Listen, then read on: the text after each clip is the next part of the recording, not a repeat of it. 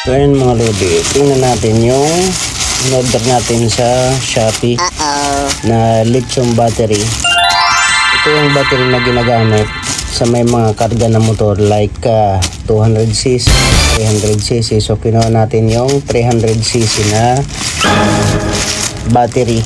Ayan, pang 300cc to. Tingnan natin kung maganda ba tong lithium battery.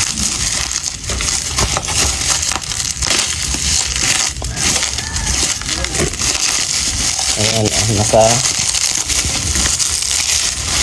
wow, nakabalot talaga. Ayan, oh.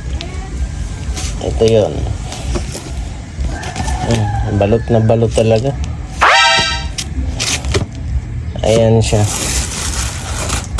Ayan, nabili natin to mga lodi sa Shopee. Woo! Sa halagang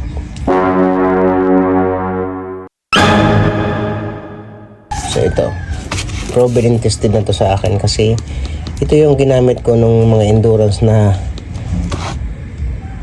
hindi naman siya nasira.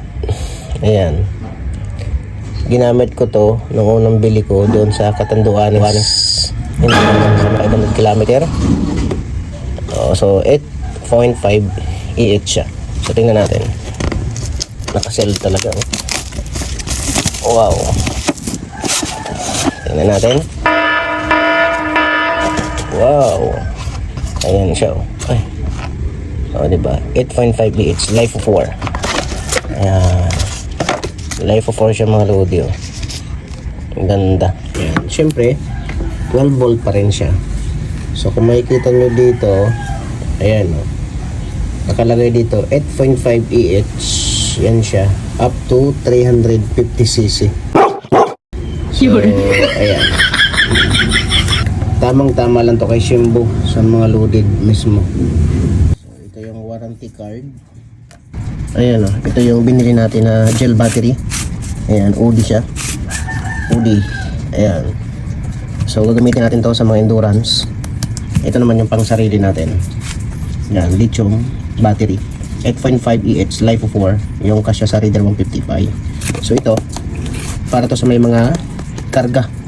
Kasi ang hawak nito is umaabot ng 350cc. So ito na, kasi pag dito, pahirapan yung pag-start, pag loaded yung engine mo. So kailangan mo talaga to. Ito, sa hindi pa nakakapag gamit nito, ito na yung solusyon para sa mahirap na pag-start ng engine natin, lalong lalo na sa mga loaded na engine.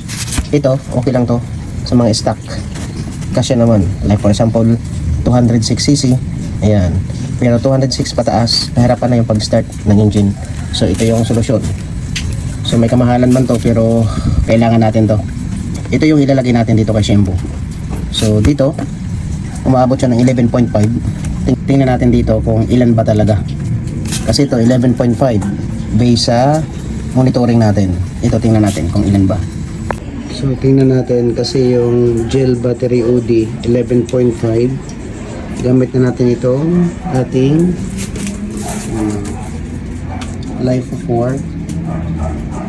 Ayan, tingnan natin kung ilan.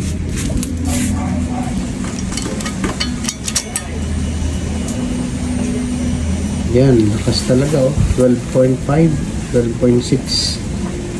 Yan siya. At saka hindi na siya nagbe-blank. Wala na. Yung audio battery nagbe-blank. Start natin.